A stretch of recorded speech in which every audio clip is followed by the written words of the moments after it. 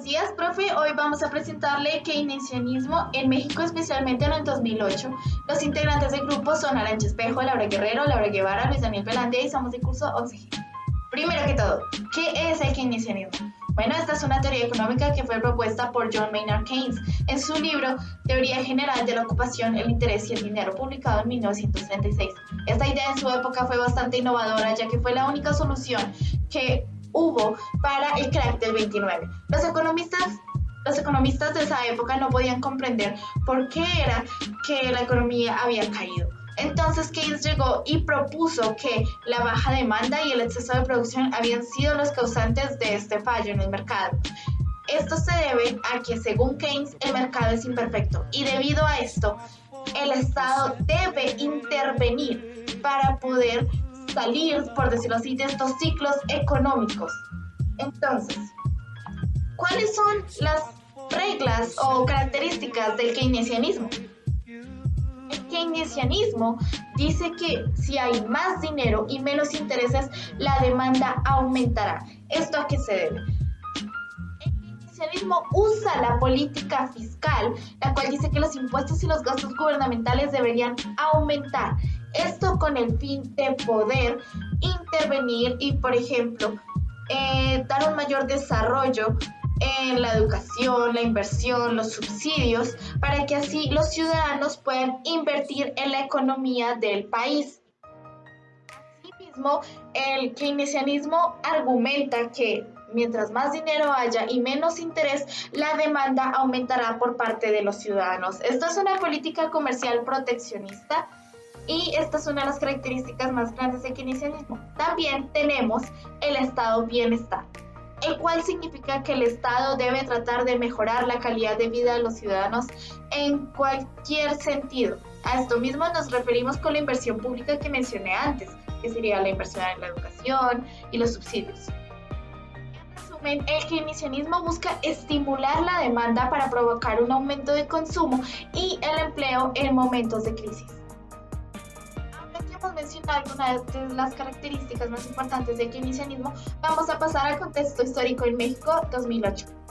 Hola, soy Luis Velandia y les voy a contar el contexto histórico sobre México en 2008, frente a las crisis económicas previsibles desde la que ocurrió en 1929. En los 80 se produjo una crisis económica que hasta hoy deja efectos en América Latina. Esta deuda es conocida como la crisis de la deuda externa. Debido al alza de los precios del petróleo y las bajas tasas de interés, varios gobiernos latinoamericanos se endeudaron con el propósito de industrializar su economía en los años previos a los 80. Sin embargo, cuando cayeron los precios de las materias primas, subieron las tasas de interés y aumentó la inflación. La deuda de los principales países de América Latina se hizo impagable. En el caso de México, cuyo ministro de Hacienda, Jesús Silva Herzog Flores, declaró insolvente al país en 1982. Las negociaciones para acelerar los créditos del Fondo Internacional Monetario fueron muy duras. Esta organización pidió reajustar la economía, liberalizar el mercado y recortar el gasto público en el fin de utilizar ese dinero para pagar la deuda. Aquí podemos ver como tal el presidente dio inicio al periodo de keynesianismo, Emilio Portes Gil, de 1928 a 1933. 30, perdón. Y podemos observar el presidente que da fin al periodo de keynesianismo, Felipe Calderón Hinojosa, de su periodo de 2006 a 2012, generando el fin en 2008. Bueno, les voy a hablar sobre las ventajas y desventajas del keynesianismo. Una de las ventajas es la disminución del desempleo, ya que el Estado crea nuevas infraestructuras, lo cual es otra ventaja, como pueden ser hospitales, y al crear estos hospitales el Estado le da empleo a muchas personas, quienes obtienen más ingresos y por ende pueden comprar cosas y seguir con el comercio.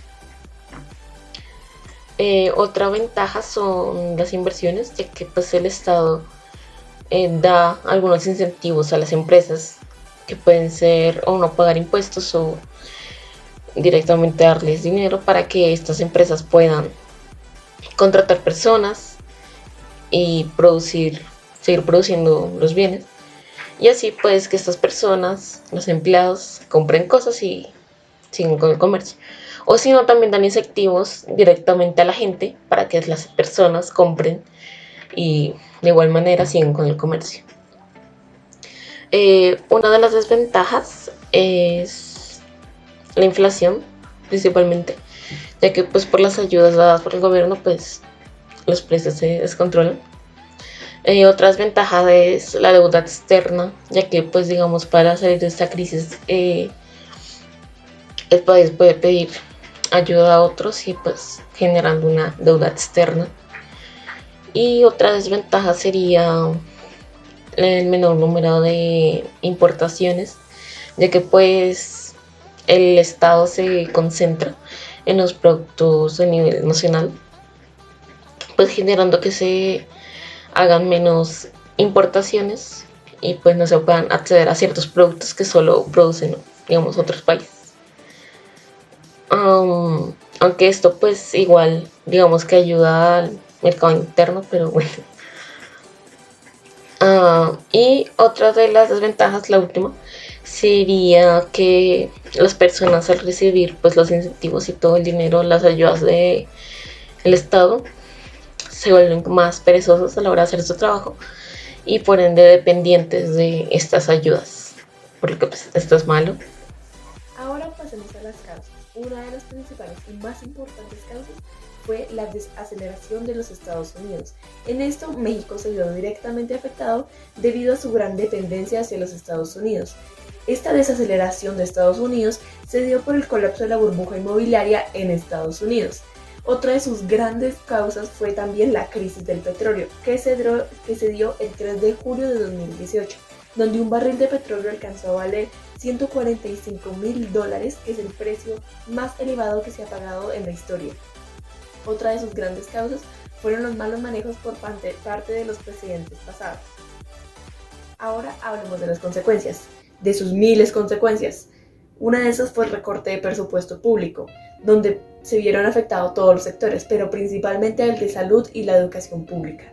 También desaparecieron varias secretarías del Estado, entre ellas el turismo, reforma agraria y la función pública, además de que le vendieron dólares al mercado internacional en busca de aumentar el gasto fiscal, sin antes resaltar que el Producto Interno Bruto llegó a 1.16%, la inflación llegó hasta 6.25% y obtuvieron una deuda de $2 millones y el salario mínimo subió hasta 4.6% para evitar caer en la trampa de liquidación.